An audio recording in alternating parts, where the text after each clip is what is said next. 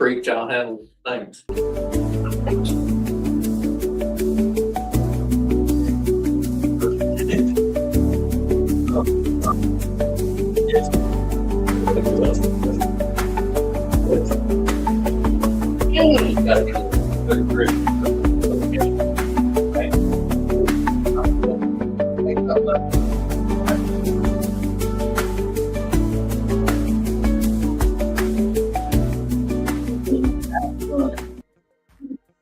Oh, I see, Barbara. Well, howdy. Here. What's up, man?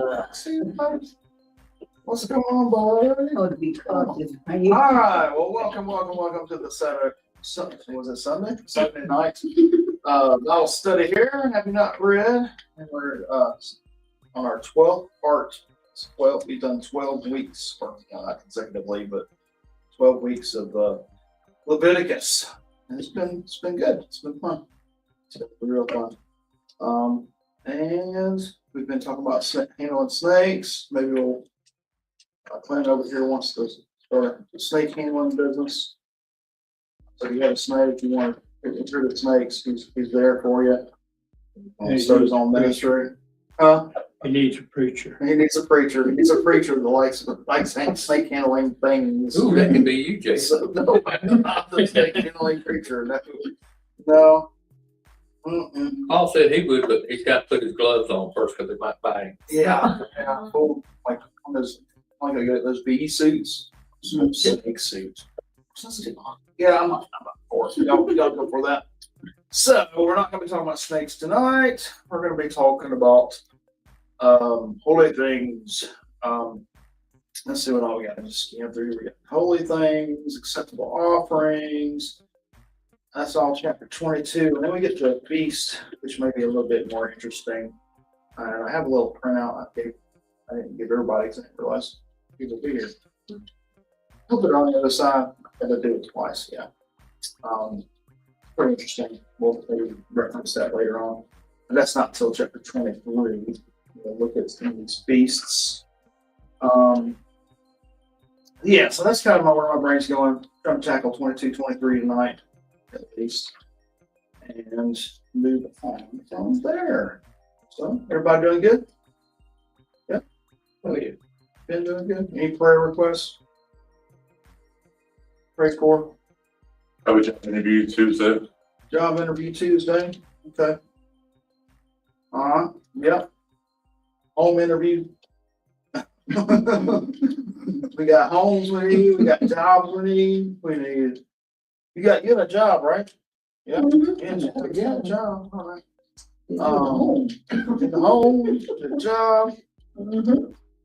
I thought you had a job. Yeah.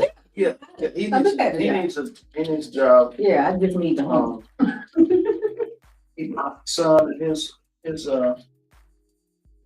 general, 21-year-old man, kids, and it's rough. So keep him in your prayers as well. And Brother Eric's on here. Keep him always mindful. My brother, mother, always in Uganda. He's provided for as well. Anyways, let's open up the prayer. Start it out. Father God, just thank you for tonight. Thank you for this church. Thank you for all they're doing here. Just thank you for this time of fellowship around the round table here, where we can just come and worship you and read your word. And regardless of what we say or commentary or questions, Lord, just the reading your word is just so rich and so full. Just blesses us just reading it, Lord. And we just want to pray for those that need the jobs, that needs a job, and just give him the right place, Lord, the right place to be, not just any job, the right job, the right people, right environment. Just give him a humble spirit when he goes to that new job. Just let him walk with you, whatever he does, whatever you send him for that. And Teresa, she needs provision in many ways, Lord. Just give her exactly what she needs, where she needs to be. and just bless her life as you have in the past and you will in the future, Lord. Lord, just lift up my son, all his things you're bringing him through and growing him up through. Just keep him, just let him turn to you and turn his eyes on you. I also want to pray for Zach Plyler, Donald's son. He's going through, you know his heart, you know where he is, Lord. And just keep reaching out to him. Don't give up on him, Lord. Just know he's loved as well, Lord. Speak with him as well. So Lord, just bless this time reading your word. See the Holy Spirit on here, discernment, wisdom. Just teach us what you want us to know in today's time, today's society, in our lives, practically, how we can take these principles, take these things from thousands of years ago that you gave Moses, gave the Levites so long ago, and how I need to apply these principles in our own lives. Lord, we love you, praise you, and pray all these things in Christ's name. Amen. All right, so then let's get into it. All right, so we got a couple people on the 3 point. All right, cool. Well, welcome. Those online. All right, so we're in Leviticus chapter 22, and I'll just start reading. And the Lord spoke to Moses, saying, "Speak to Aaron and his son, so that they may abstain from the holy things of the people of Israel, which they dedicate to me." Okay, so that they do not profane my holy name. Okay, I am the Lord. Say to them, if any one of all your offsprings throughout your generation approaches the holy things that the people of Israel dedicate to the Lord, while he has an uncleanness, that person shall be cut off from my presence. I am the Lord. None of the offsprings of Aaron who has a leprous disease or discharge may eat of the holy things until he is clean. All right. So whoever touches anything that is unclean through contact with the dead, or a man who has had an emission of semen, or whoever touches a swarming thing by which he may be made unclean, or a person who has, or whom he may take uncleanness, whatever his uncleanness may be, the person who touches such a thing shall be unclean until the evening, and shall not eat of the holy things unless he has bathed his body in water. When the sun goes down, why is when the sun goes down? He shall be clean. Anybody got an idea? Come on, smart guys. You should understand. When the sun goes down. What happens when the sun goes down in the Hebrew? It's a new day. It's a new day. It's a brand new day. You know, we wait till the sun comes up or after midnight in our culture. It's really weird, right?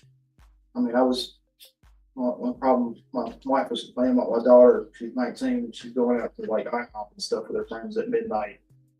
You know, so the next day it was that day. It's like, but in Hebrew mind, yes. When the sun went down, that's when the new day started. So that's why.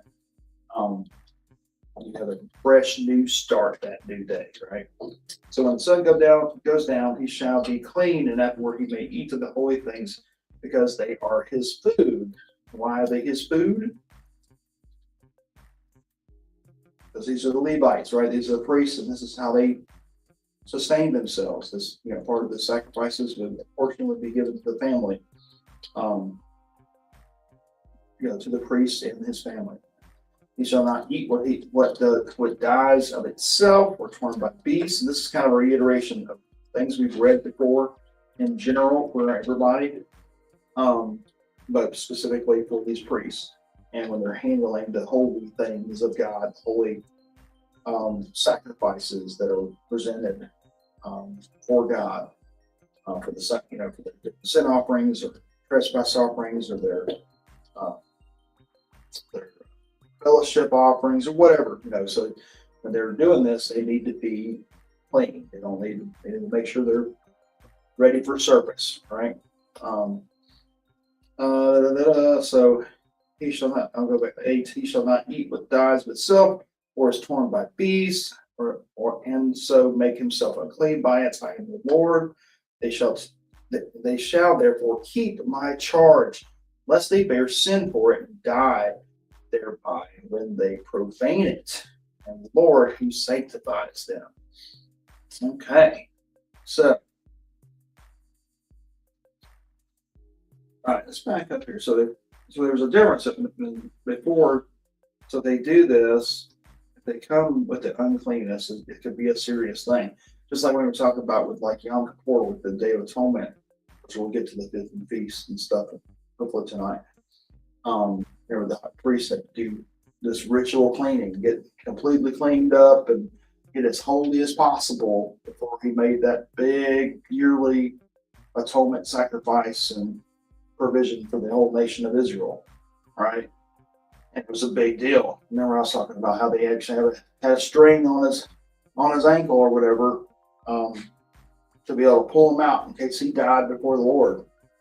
Being in the presence of the Lord, there's something he was holding back, and he didn't clear everything up. It was a real thing. And I was thinking about that earlier when I was just going through this stuff, and I was like, I wonder what happened. Because we'll talk about like on this day, everybody's back home. Everybody's there's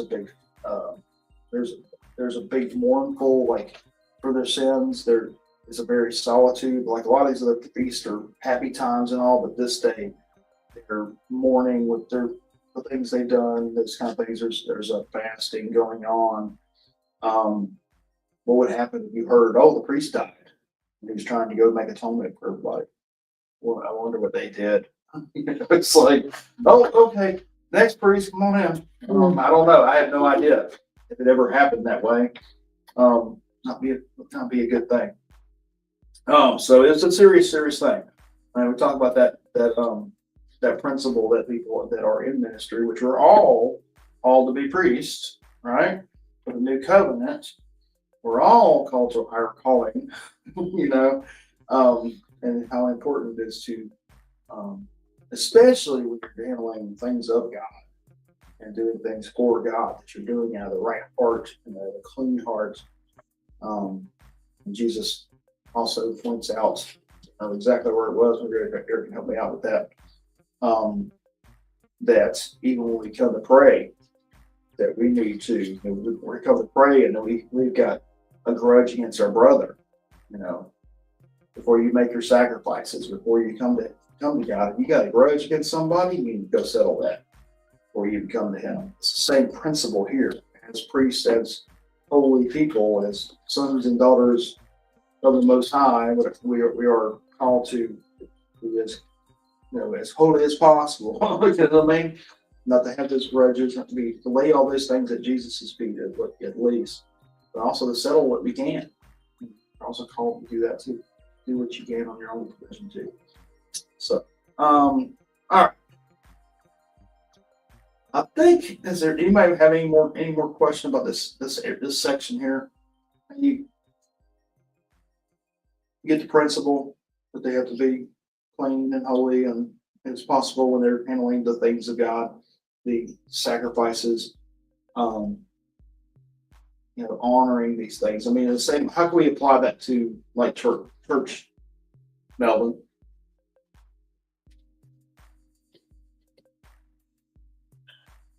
Like, what do you do? What do you do the first Sunday of the month? What do you personally do? You in your life right now. What do you two do? We do the communion. We get the communion table ready. Mm-hmm.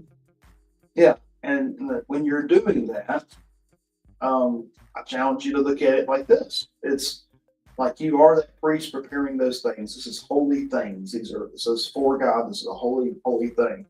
And then the right heart, right mind about it, to be doing it as an act of worship to the Lord. I mean, I don't know, maybe you do. I'm assuming you would, but it's a serious thing. We should take those things seriously and not just do this or whatever, I think, yes. excuse me. Oh, you did. I think back when I was a child, Mm-hmm. when you went to church, when I was, like I said, I was a child. Yeah. We dressed up. Mm-hmm. You should. He wore shoes. Yeah. Did well, no other time. We had to put on shoes.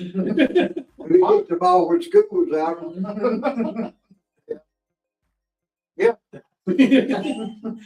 know what I'm talking about. Yeah, the church I grew up in, we had to wear suits. All the men wore three-piece suits and all the women's wore dresses. Yeah. I went to a church not too long ago. Well, it's been several years now, but you know Joy's Barbershop? Right there on not Main Street, but right there where 54 crosses 138 is Joy's Barbershop. Roger Swint goes there. I go there. Family goes there.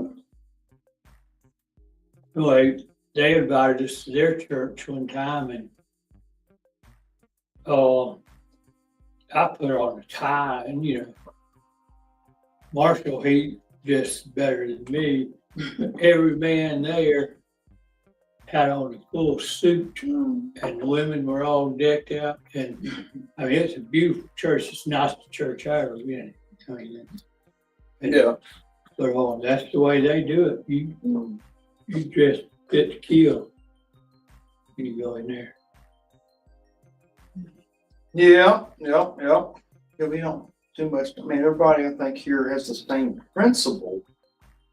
Most people, not everybody, but the same principle is they step it up a notch. It may not be to the level of suits, but I think people come here with they're better clothing. They're better.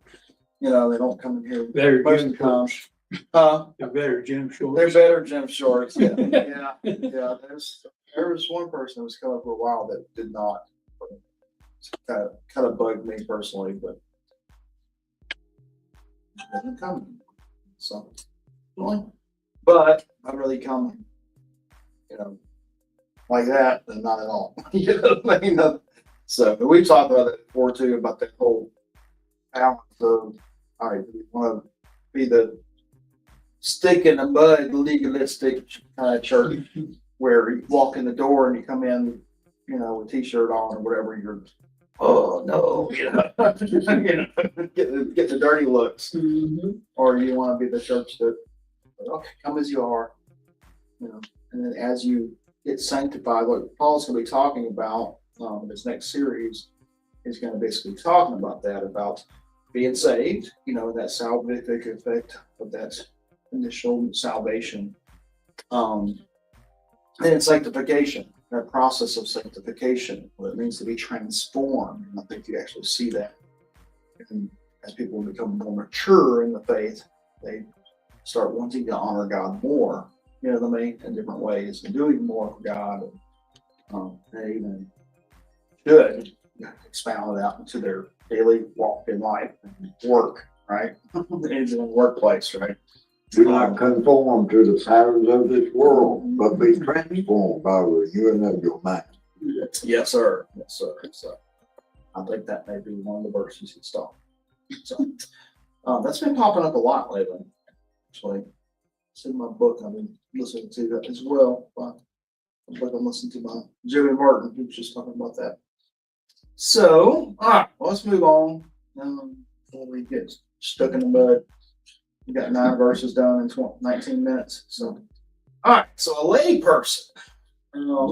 So that's lay people. Do not eat of a holy thing.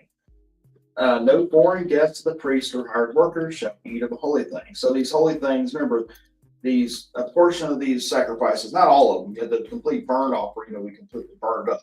Remember that? Some of these things would be completely burned. But a lot of it, there would be portions that would be for the priests.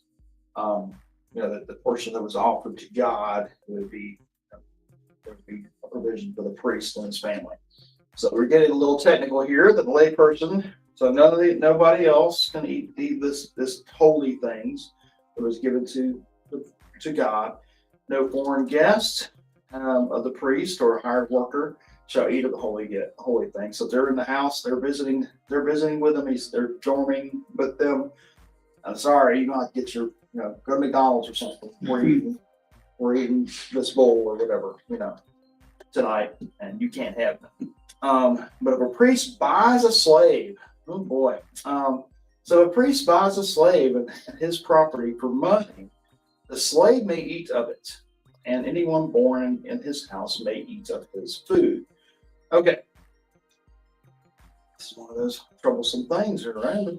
So this priest is buying a slave. Right there, you just look at that initial thing.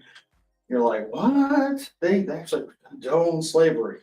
But the same way, much like divorce, there's provisions for divorce. God never intended divorce. Same way here, God never intended slavery of people. We're all made in God's image. Imago Dei, Imago Dei, whatever it's called. It's we're made in God's image. We're all image bearers. So enslavement is not a good thing, right? It's not condoning this here. And actually, you see a little bit difference of class here in the Hebrew. And you see it whenever it comes up. You see a little bit of provision. There's in the Hebrew Bible and the Bible period. Yes, the world at this time and the world for hundreds and even today had slavery. Humanity just likes to enslave people, right? But there's provisions here in the Bible for doing those things better, right, in holy ways. And in here, so there's a big difference here. So if you got a worker that comes in this house, hired workers, it says priest or hired worker is in their house, in their company, right? In verse 10, they can't eat of it. A hired worker can't eat of it. But the priest buys a slave. This slave becomes what? Part of the family. Yes. They you're not only, you're buying them, you're bringing them into your household and they are part of your family. Of course, I'm sure there's a different class, kind of thing, a different understanding, but they are treated as part of your family. So they get to eat a portion of this as well. So that's pretty interesting. Verse 12, if the priest's daughter marries a layman, she shall not eat of the contribution of the holy things. And why is that? Because she's part of another man's family. Yes. Yeah, see how we're getting that Hebrew thought and how this all works. The priest's daughter, she marries into another family. She doesn't, just like today, we take the name. The wife is supposed to, of course, we will try to change that. Wife is supposed to take the name of the husband's family. She leaves that family and goes to the other family and becomes under their lineage, right? So it's a priest's daughter. She's part of the priesthood until she marries off into a layman, into the outside, right? So she can't be partaken of that either. 13, but if a priest's daughter is widowed or divorced and has no child and returns to her father's house as in her youth, she may eat of her father's food, yet no layperson shall eat of it. Okay, so basically there's still provision for the women. You see that all the way through. The culture is very, what do you call it? What's the word? This bad word nowadays, where men control everything. I can't remember. But even though the men were very controlling, it's a male-dominant world. There's provisions in the law of Moses and in the Levitical law for women to take care of them, right? So his daughter, she is outside. She gets divorced, or widowed or whatever, and there's no children. I think because of no child. Because if she had the child with the family, then could be attached to that family through the children, right? But otherwise, I guess she just gets kicked back. So she comes back into the fold. She's back in the family, right? So she gets to partake of these things. And if anyone eats of a holy thing unintentionally, he shall add the fifth of its value to it and give the holy thing to the priest. Okay, so you mess up and somehow you ate, you met him, got hungry, you're staying at the priest's house, you got just got one, you got the munchies, just go in the fridge, open it up, you see, there's a big old ram in here. Rack of ribs and lamb leg. You're just like, and then you get called. Oh no, I didn't. Oh, I'm sorry. So we have that provision of restitution. That not only do you have to replace that you have eaten, but you have to replace a fifth more, 20% more. So we've seen that before as well, the restitution for trespasses on your brothers, right? So the same kind of thing happens there. They shall not profane the holy things of the people of Israel, which they contribute to the Lord, and so cause them to bear iniquity and guilt by eating their holy things. For I am the Lord who sanctifies them. All right, so okay, so that's pretty good, pretty easily understood, I think, and applicable in some ways. All right, so acceptable offerings. And the Lord spoke to Moses, saying, "Speak to Aaron and his sons and all the people of Israel, and say to them, when any one of the house of Israel or the sojourners in Israel present a burnt offering as his offering for any of their vows or freewill offerings that they offer to the Lord, if it is to be accepted for you, it shall be a male without blemish of the bulls or the sheep or the goats. You shall not offer anything that has a blemish." Why does it need to not have a blemish? But it's got to be the best. Got to be the best, right? Got to be as perfect as possible, because this is pointing to the perfect atonement from Jesus. For it will not be acceptable to you. Verse 21, and when anyone offers a sacrifice, a peace offering to the Lord to fill a vow, or as a freewill offering from the herd or from the flock, to be accepted, it must be perfect. This is the idea of being perfect, as perfect as possible, right? There shall be no blemish in it. Animals blind or disabled or mutilated or having discharge or an itch or scabs, you shall not offer to the Lord or give them to the Lord as a food offering on the altar. You may present a bull or a lamb that has a part too long or too short for a free will offering, but for a vow offering, it cannot be accepted. All right, so you may present a bull or a lamb that has a part too long or too short. What is that? Okay, so kind of Missing a horn. a little bit informed. Just a little, you could offer it as a free will offering. Okay, so there's a little loosey goosey for those offerings, right? But for a vow, when you're making a vow, it's a more serious thing. So you can't accept those things. And remember when why did Jesus flip the tables? Break out the whip and flip the tables off. Exchange your money. What would they do? Exchange your money. Well, what was the exchange? It was bringing the world into the temple. Yeah. They were in the courts, but that was still a part of the temple. Okay. Well, what specifically were they doing? What was the game? Y'all know? It's ripping off people. They're ripping off people. Thieves. They were doing this. They were taking the priest and all. It was all part of the system. Right? It was corrupt. They were coming up and saying, "All right, this ain't gonna work. This lamb you brought from your house, no. I know you traveled 20 miles to get your own foot.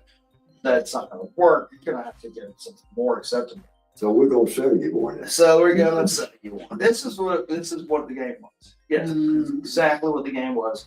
Or you get there, you just have nothing. You have to buy something there.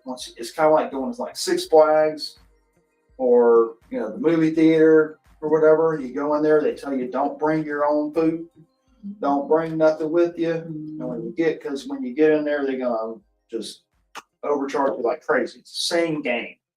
So when you get inside that area, you're there already. It's like, well, I'm not gonna turn around and go back home. 20-mile walk back. And yeah, they would game them, and Mhm. so that's what was going on. It was this, and this idea came from this. They had the perfect offering and all, and they would just be like, I don't think so. You know, they're like, yeah, go find something better. There's a good place right here. I'll go see Shmuel a little bit. He's got the best pigeons in the world. Most pure pigeons. I don't know. So yes, that was what was going on. That's why he got better mad. He's like, no, this is not what it's about, guys. No. All right, so verse 24, any animal that has its testicles bruised or crushed or torn or cut, you shall not offer to the Lord. Don't do that. You shall not do it within your land. Neither shall you offer as bread of your God any such animals gotten from a foreigner. Okay, so can we just knowing what we know, knowing what we talked about, why would this be? Let's just this from our, we're getting pretty educated here. We don't need to look it up. Why would this be? Let's just think about it. Why would they not want this animals that have some I know what this is about. Testicles bruised and crushed and torn and cut. And then the added part, neither shall you offer, whereas you should not do it within your land. That added part, you shall not do it within your land. All right. Neither shall you offer a bread of your God any such animals gotten from a foreigner. All right. What is this about? Just real simple. I'm not looking for something deep. It's supposed to be perfect. Well, yeah, that part. They want you to come there and buy stuff. No, I'm talking about. So we talk about. Yeah. It's there's something to do with this, with the pagans. As far as the pagans are As far as doing. the foreigners go, Yeah, it's not Israel. yeah. It's, And that's the idea here too. I'm not gonna look it up. I'm assuming this testicle thing. yeah, right. It's They don't want it to be mutilated. no mutilation, has to be perfect. And this is probably something that was done. That's why it correlates with the foreigner thing. Done as part of some other rituals and things. Yeah. These other people. You don't want to be like everybody else, right? And they were probably doing some kind of, weird stuff. Mhm. You know what I mean? Like some of them over there where he is still drink the blood and stuff. Mhm. Yep. So, that last little part there, since there is a blemish in them because of their mutilation, they will not be acceptable for you. All right. And the Lord spoke to Moses, saying, when an ox or a sheep or a goat is born, it shall remain 7 days in it with its mother. And from the 8th day on, it shall be acceptable as a food offering to the Lord. All right, we have the 7 there, very important. But you shall not kill an ox or a sheep or her young in 1 day. And when you sacrifice a sacrifice of thanksgiving to the Lord, you shall sacrifice it so that you may be accepted. It shall be eaten on the same day, and you shall leave none of it until morning. I am the Lord. All right.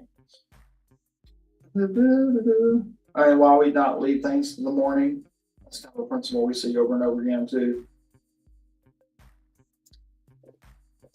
Well, when it's spoiled, if you left it overnight. Well, yeah, but that's not the reason. I mean, they probably have some kind of way of curing things, whatever.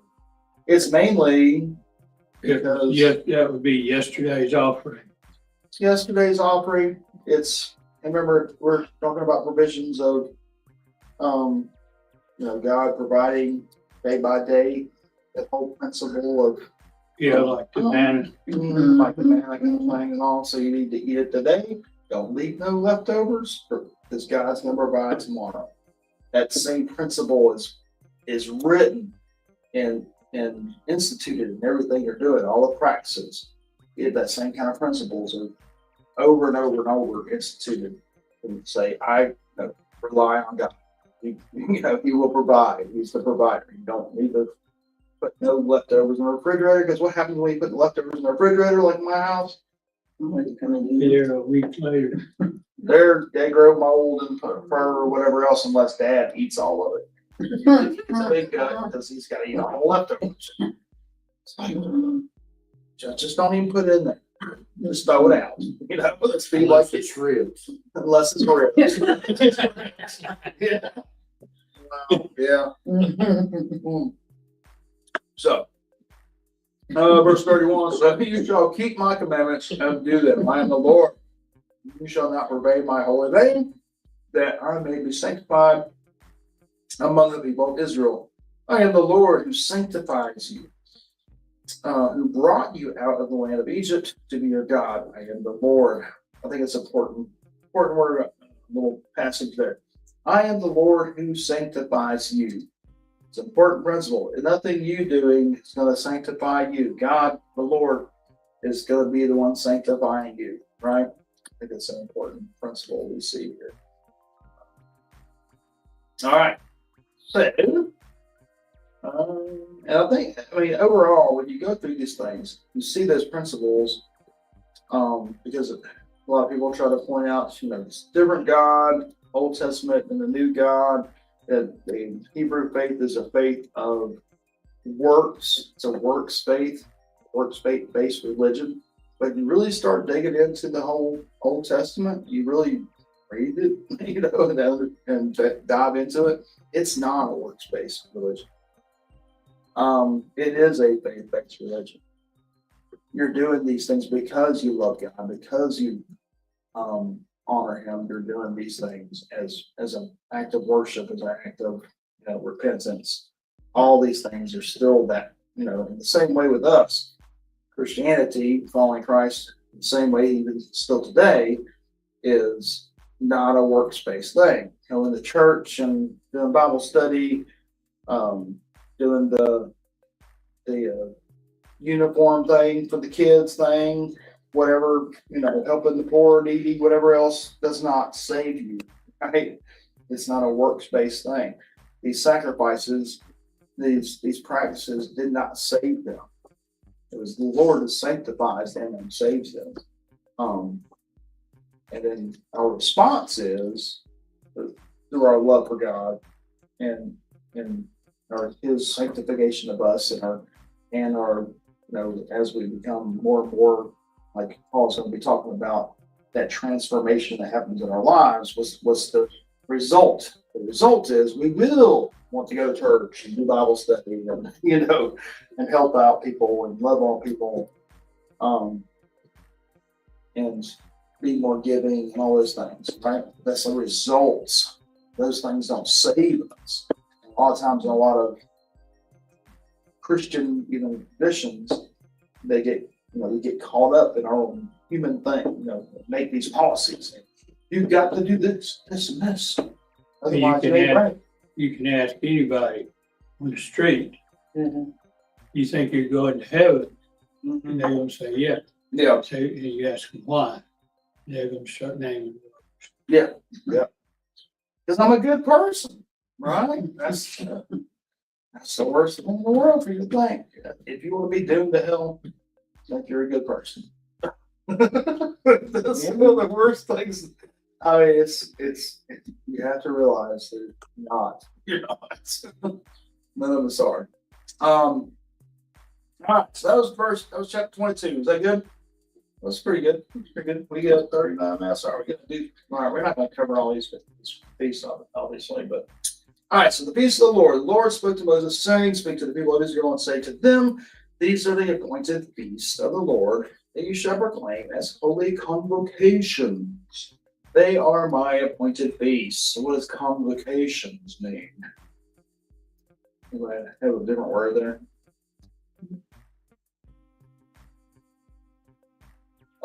I got assemblies is probably a very good word for that. So we don't usually, does anybody use convocations in our normal speech? I cannot remember ever using that word. So assembly, coming together, right? Congregating. That's the Jehovah's Witness. Mhm. Yeah. They don't go to church, they go to assembly.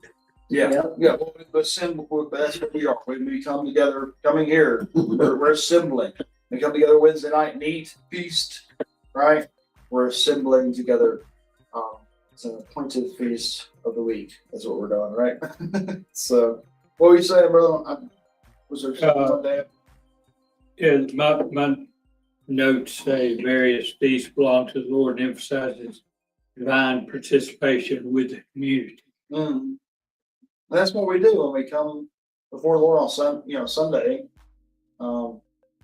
We should be coming here not to be specifically getting something from God, but to be communing with God and the body of Christ as well, worshiping God, and it's a fellowship time, right?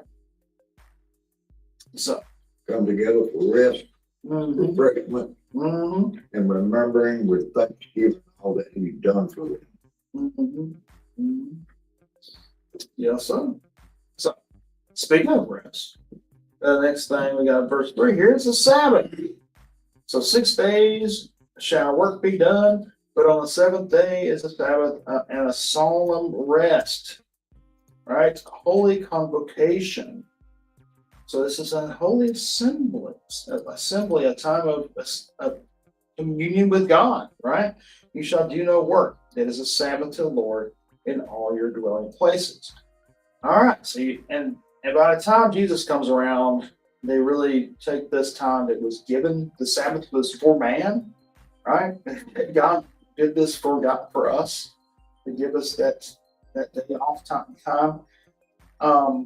that rest, that day of rest. And by the time Jesus came on the scene in physical form, the Pharisees, Sadducees, and everything else turned it into this we had to do a lot of work to do the Sabbath. It was a lot of work. They had all these rules and everything. And I can't remember the name of the Hebrew book, whatever, scripture stuff, to know or whatever. I can't remember. Anyways, yeah, there's a ton. There's like 27 chapters. It's like a whole nother like Leviticus on just how to obey the Sabbath. Like, it's huge. Just long chapter of just provisions of how to obey the Sabbath by their laws, extra biblical law. So it's a lot. It's work actually. We don't really get rest. The Sabbath was meant for our rest and to spend time with God. Right. So then it's their Sabbath is from sundown Friday to sundown Sunday. If you're not supposed to do anything. It's sundown Saturday. Sunday, Saturday, no. I mean, that's the Hebrew one.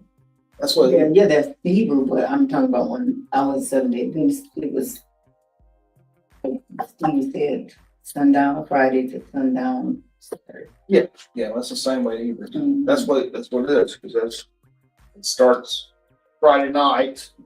Saturday would start. The Sabbath would start at sundown and carry over to and that's what the Sabbath is. It's still the Sabbath is still the Sabbath today, right? If you want to go by the Hebrew law, the Mosaic law, then the Sabbath, as far as that tradition, is that. So if you want to celebrate the Sabbath, honor the Sabbath, then that's what you need to do. Friday evening, when the sun goes down, you need to be resting. But we can talk more about that, the whole implications of that later. But in Jesus, we find our Sabbath. That's the main principle, right? He is the fulfillment of the law and the fulfillment of the Sabbath as well. He is our rest. So The Sabbath day He rested when He made the earth. Mm-hmm. Yeah. So, all right. So we got verse 4. These are the appointed feasts of the Lord and the holy convocations, which you shall proclaim at the time appointed for them.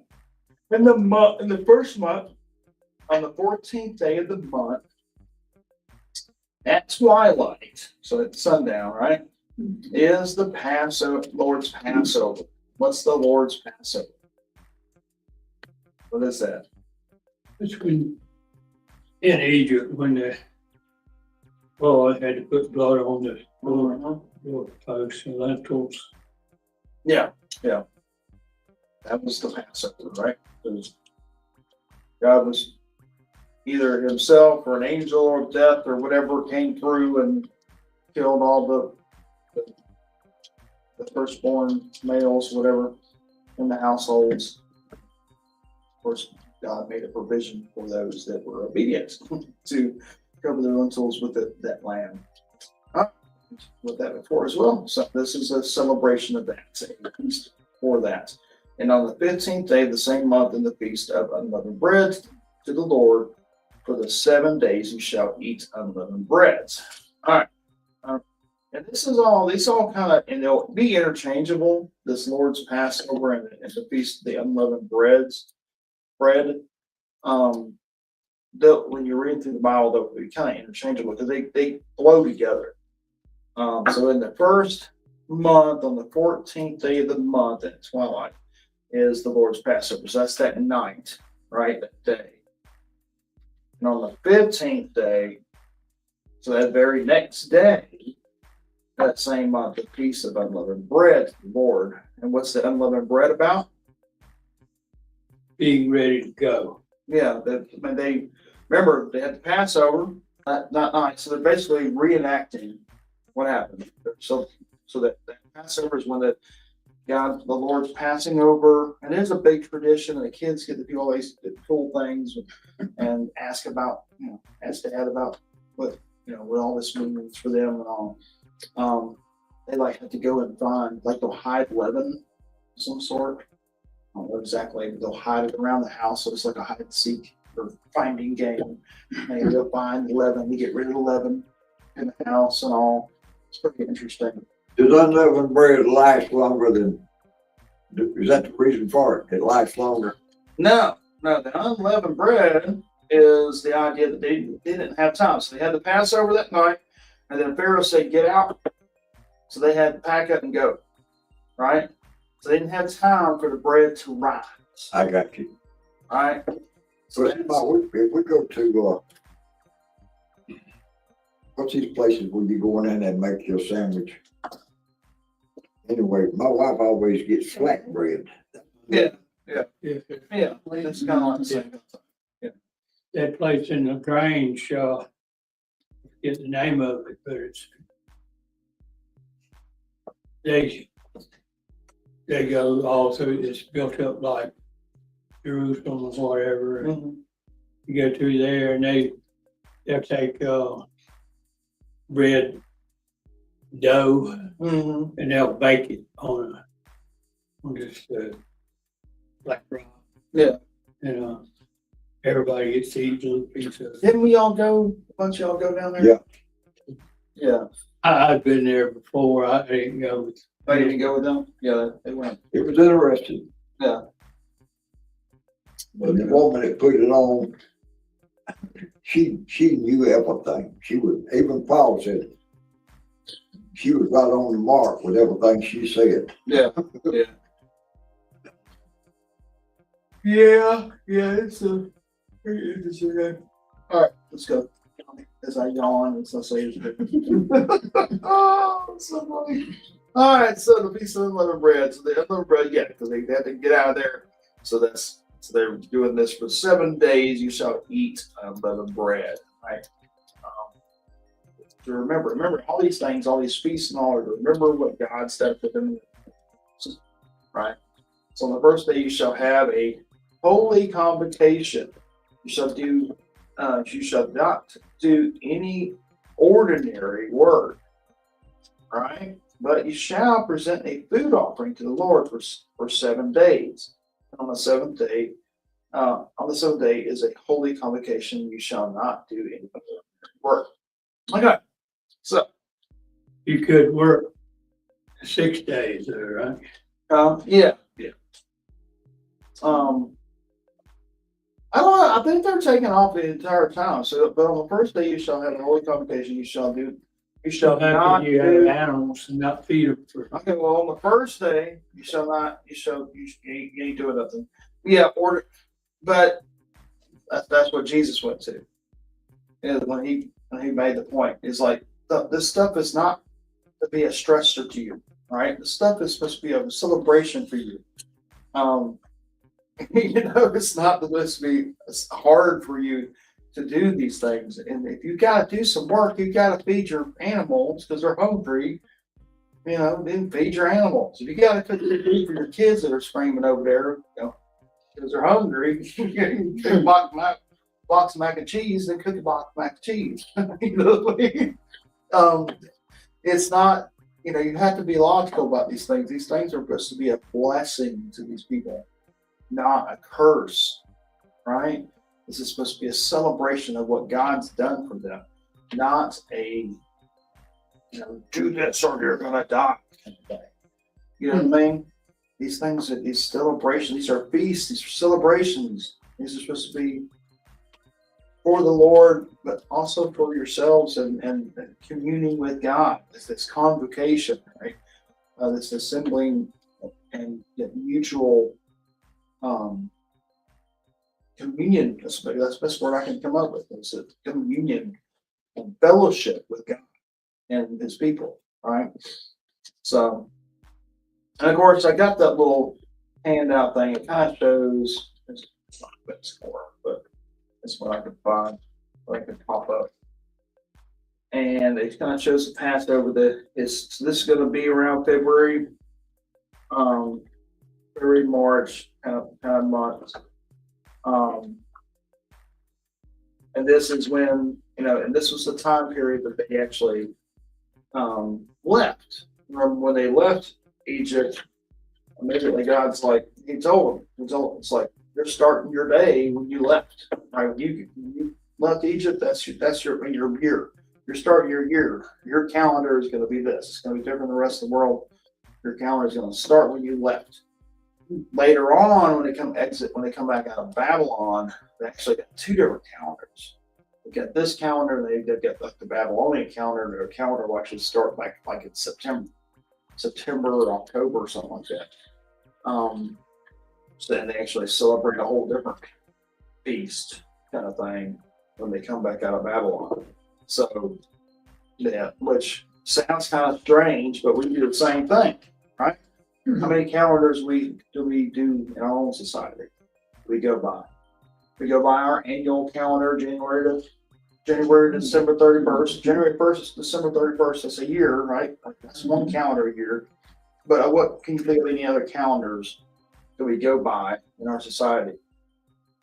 Farmer's calendar. I mean, like on the day, of course, you let your kids when they were in school.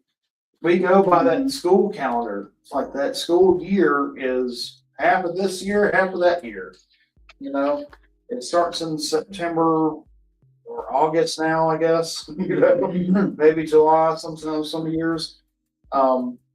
It goes all the way through to the end, the next spring. Right? Football season. Football calendar, yeah. Some people live by that football season. It's like, so we do the same thing in our world too, where we have these different calendars. When school started, I was driving the bus. Well, they give me a calendar of all the days that was going to be off. Barbara, that's a big deal with Barbara. Know what days was. Yeah, you got to know which days are doing. So, all right. So that's the Passover. So let's go. The Feast of the First Fruits. And the Lord spoke to Moses, saying, speak to the people of Israel and say to them, when you come into the land that I give you, and reap its harvest, okay, you shall bring the sheaf of the first fruits of your harvest to the priests. Okay. Well, first of all, so when's this going to get implemented? Not very quickly. Because he says, when you come into the land that I give you. So they got a long time before they're going to get there. Right? So when they do get there, then they'll celebrate this first fruits feast, I guess. So you shall bring the sheaf of the first fruits of your harvest to the priest, and he shall wave the sheep before the Lord, so that you may be accepted. On the day after the Sabbath, the priest shall wave it. So I guess on Sunday, he's gonna wave this first fruits. However it's up and down. Remember we were talking about the different wavings? We had the side was like for the congregation, and the up and down was like between us and God. It's like he's waving up and down. Kind of funny, like sound to me personally, but it's like you shall wave the sheep before the Lord, and that you may be accepted on the day after the Sabbath. The priest shall wave it on, and on the day when you wave the sheep, you shall offer a male lamb, a year old without blemish, as a burnt offering to the Lord. So this is a burnt offering. This is a complete sacrifice, right? Ain't no barbecue on this one. It just gets burnt on up. And the grain offering with it shall be 2/10 of an ephah of fine flour mixed with oil, a food offering to the Lord with a pleasing aroma, and the drink offering with it shall be wine, a fourth of a hin. And you shall eat neither bread nor grain, parched or fresh, until the same day, until you have brought the offering of your God. It is a statute forever throughout the generations in all your dwellings. Okay, you shall neither. What is this saying? Okay, and you shall eat neither bread nor grain, parched or fresh, until this same day, until you have brought the offering of. It's when you gather your first fruits, you don't eat any of it until you offer. Okay. Yes, don't eat none of it until you've offered that person. And that's a great principle, right? We talk about that principle many times. We do a lot better, as far as our offering or whatever, tithing or whatever names you want to say. It's a good, very, very good principle to put whatever it is aside that you've allocated to God aside. First, when you first get the harvest, right, the pay or whatever it is, put that aside before the bills come, before the temptations of the new toys or whatever else that you might want to buy. Put that aside. So this is for you, Lord, right? So When you first become a Christian, that's when the devil will get you about that tithe. He'll tempt you. You'll want something. Yeah. You say, well, I'll do this, and you put that tithe off. No, you got that tithe. Yeah. That comes. I think that's part of the sanctification process as well. I really do. I don't think most people. And some people do. Maybe they do. I don't know. Just freely right off the bat, like, I just want to give. It's kind of it's a growing up, becoming mature, to where you're like, yeah, I know, and I think it's part of walking with God is you realize, oh, He does got me. You know what I mean? He does. I can trust Him, because even when the bad things come along, you can look at it and you're like, oh, yeah, I'm glad He walked me through that. He was there with me, and so it just comes with old maturity there. So, all right, I think we can stop there, I guess, tonight. So you want to read a look at the next section? Let's read this next section. Let's knock out a little bit more. Feast of Weeks.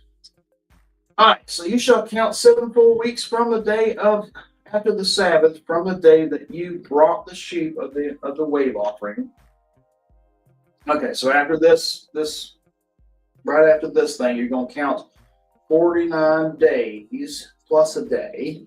All right, you shall count 50 days to the day after the seventh Sabbath. Then you shall present a grain offering of new grain to the Lord. You shall bring from your dwelling places 2 loaves of bread to be weighed, made of 1/10 of an ephah. They shall be of fine flour, and they shall be baked with leaven as first fruits to the Lord.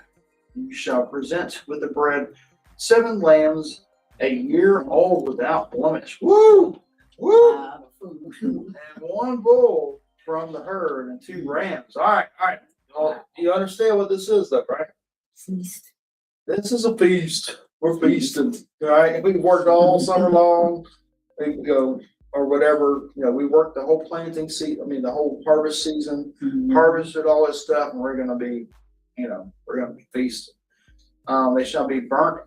They shall be a burnt offering to the Lord with the grain offering and their drink offering, a food offering with a pleasing aroma to the Lord. And you shall offer 1 male goat for a sin offering and 2 male lambs a year old as a sacrifice or a peace offering. And the priest shall wave them with the bread of the first fruits as a wave offering before the Lord with 2 lambs. They shall be holy to the Lord for the priest. And you shall make a proclamation on the same day. What's the proclamation? You shall hold a holy convocation. You shall not do any ordinary work. It is a statute forever in all your dwelling places throughout your generations. So my phone does it sometimes. It won't do any notifications for a while, and then all of a sudden. All right. And when you reap the harvest of your land, you shall not reap your field right up to its edge. Nor shall you gather the gleanings after your harvest. You shall leave them for the poor and for the soldier. Yes, I love that. I love that principle there. Right? So what's the principles we see here? We see the principles of taking your first fruits, and giving them to the Lord. So that's humbling yourself and not being greedy, and that provision. Right? So he's like, right out the bat from the very first fruits, you need to give the Lord. And then you're going to come back later after you've got the lot, and you're going to give them more at the end of the harvest as well. You're going to give another first fruits thing, and have a big celebration for the harvest you've had that year. But let's not get greedy, right? Let's not take everything. Let's leave some for the poor, so that goes beyond just a tithe, right? So we got our idea of tithing, bringing our first fruits before the Lord, but we also have the idea of when not to use up everything we got selfishly, but to leave some behind in case needs come up, right? Somebody needs some help with something. We should be able to have some gleanings there still around. Something still not big. Like Ruth, that's how we were surviving. Off the gleanings. Yeah, off the gleanings, exactly. Yes. It's a great division. And you talked about it before, but the gleaning thing I wish we could take this as part of our society still today, where you have to work for your food, and for your sustenance, for your snack benefits or whatever else. I think we're really hurting people when we just give handouts for maybe in bad situations, but just a handout. There needs to be something, some kind of, even if it costs more to do, to say, all right, well, you're gonna have to do this, clean up do a road cleanup or dig some ditches, or I don't know, do something. And that's when historically in the United States, that's kind of how it did start. The Tennessee Valley Authority thing and all that. That's where a lot of the parks and all came from. Through the Great Depression and all, they started sending people out. It's like, well, we got to do something for people. When the food stamp thing was, who was the food stamp thing for? It was for it wasn't for the poor.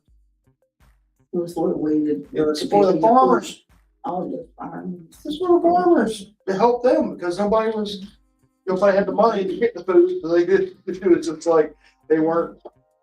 So all these programs were instituted kind of with the right principles at first, but over time it just became too much. Like, well, if you want to be provided for, we'll create something. We'll start building parks. We'll start doing something to get people working, get them doing something, right? And that's a great principle that wish we could instill today is, yeah, we'll help you out, but you don't have to get off the couch. They're Yeah, doing there's it too now. many people. That is, I heard the other day that, the majority of the people getting the freebies were driving luxury cars. Yeah, Not me. well, that's, I'm not getting freebies either, so. well, I mean, they're there, I mean, this, God has a provision for safety nets, but like my son got on the, because they don't make much. And they, it's got 2 kids and the wife and all that, but, he was having trouble with money. And the Air Force made him get on the food stamp thing or whatever, and the WIC thing and all, and I'm just like, son, I get it, but that's a crap, because if she decides she wants to work, that's what holds people back, because I've got to make more than, the cost benefit. It's like, why should I go to work if I'm not going to make but just a little bit more than what they're giving me, and I'm going to lose that benefit? It gets people trapped in that mentality. So you have a system like this where it's free for you to come get it, but you got to come get it. But they're making the young mothers have to get up and go to work in order to keep their food stamps. Are they? Yes. Good. Oh, good. Maybe if I get changed. Thousands of people that get it right. Well, that's, but you see, but the president's like me, you see a different mindset of trying to change those things, which is good. It hurts when you're trying to change those things because people are so used to the previous, but it's not helping society. People just don't get handouts. Get for them. Back when I was working,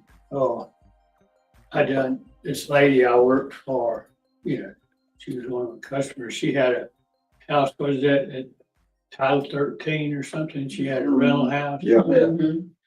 And there was a guy in there, and he was like in his late 20s, him and his wife and their 4 or 5 kids. And I couldn't get in the house to do the work. I had to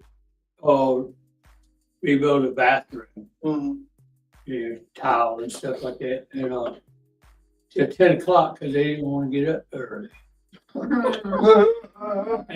I heard his wife talking to somebody on the phone, talking about what all kind of money they were getting coming. Says, do this and this, and just everybody gets money for something.